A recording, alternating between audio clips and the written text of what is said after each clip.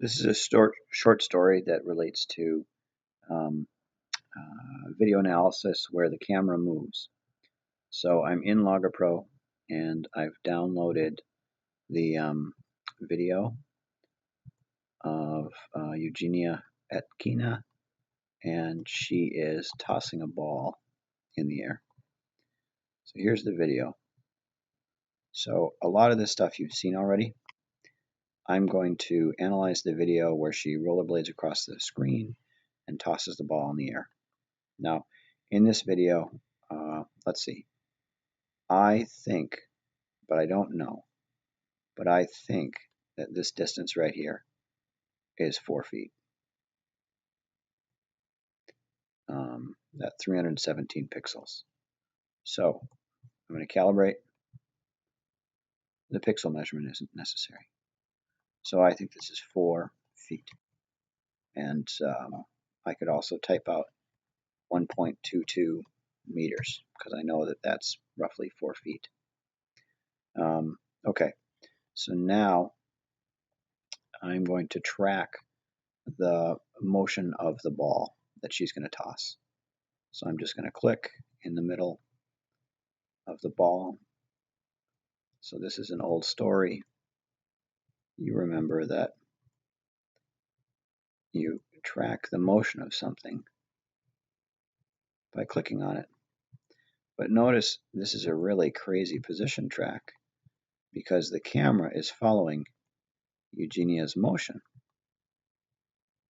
And it's not just moving left and right, it's moving up and down too. It's a really crazy data set.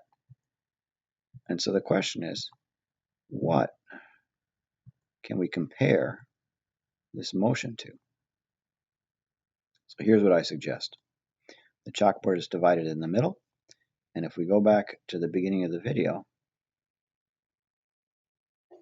in the beginning of the video, the chalkboard is still visible. So I'm going to create another set of points, and this new set of points is going to be the location of the chalkboard. It's going to be awesome.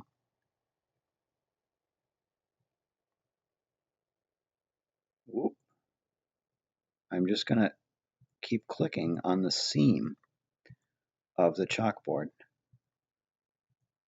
the ledge. You know, you put your chalk on the ledge, and you have the seam where the two boards come together. Now, in a minute, Eugenia is going to rollerblade in the way of where that seam is. So what in the world am I going to do? I think I'm going to trace straight down and hit the ledge. This is not awesome data analysis, but I think it's reasonable. So she caught the ball. So now it can be done. Boy, that's kind of a wavy camera.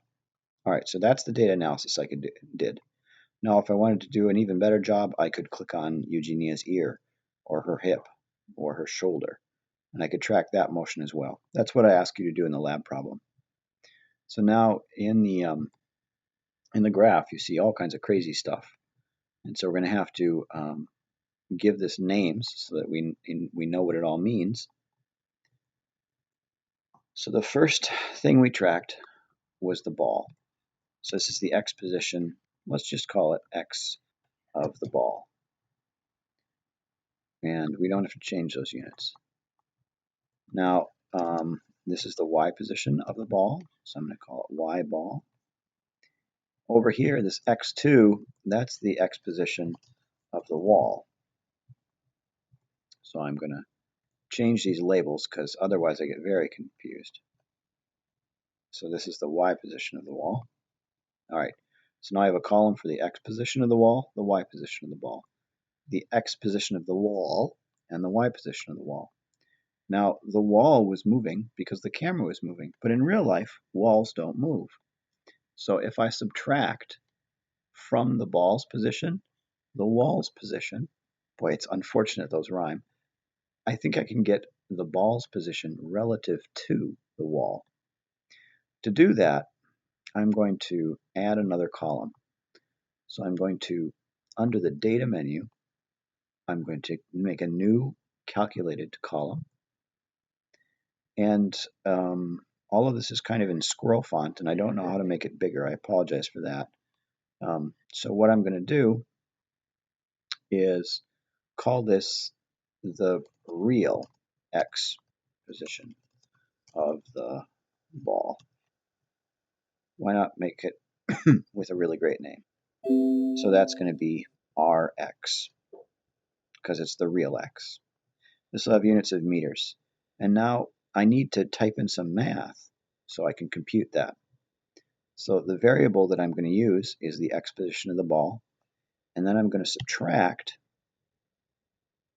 the X position of the wall, and then I'm going to be done. So this is the real X position of the ball. I'm going to do that again. So new calculated column. This will be the real Y position of the ball. So I'm going to call this Ry. It is also going to be in units of meters. I should probably use the same nomenclature, so I'm going to do R-Y. And then again, I need the Y position of the ball less the Y position of the wall. When I finish, I've got these two columns, so the real X and the real Y, or if you want the relative motion, right, the motion of the ball relative to the wall, the motion of the ball vertically relative to the wall. But that doesn't show up here, so I need to insert another graph. And LoggerPro was programmed by smart people, and so they very kindly make your new graph, whatever you're working on most recently. And normally that's a feature. All right, so there's my graph. You see the vertical axis is the real Y position of the ball. I would also like to introduce another data column. So if I click with my left mouse button and I add more, I get to add more data. So now I'm plotting the real X and the real Y positions of the ball. And so you see this. So Eugenia is skating along. She's getting ready to toss the ball, and she tosses it. She tosses the ball, and it goes up in the air, and it goes down. So I can fit a straight line to the X position. See what a nice straight line that is? The X velocity looks like it's about 1.1 meters per second. I can also fit a quadratic to, none of these. I can also fit a quadratic. Okay, I'm going to try this again and maybe it'll work. So right here, this F of X button to the Y position of the ball. I have to try out the fit. I click OK. Look at that beautiful parabola. Beautiful, beautiful, beautiful. And note the acceleration, at squared. This coefficient is 5. Remember, that's half of g, and g is negative 10, so we're negative 9.8. So the fact that this is 5 makes me feel great. All right, that's it. In the lab exercise, I'd like you to do this for Eugenia as well.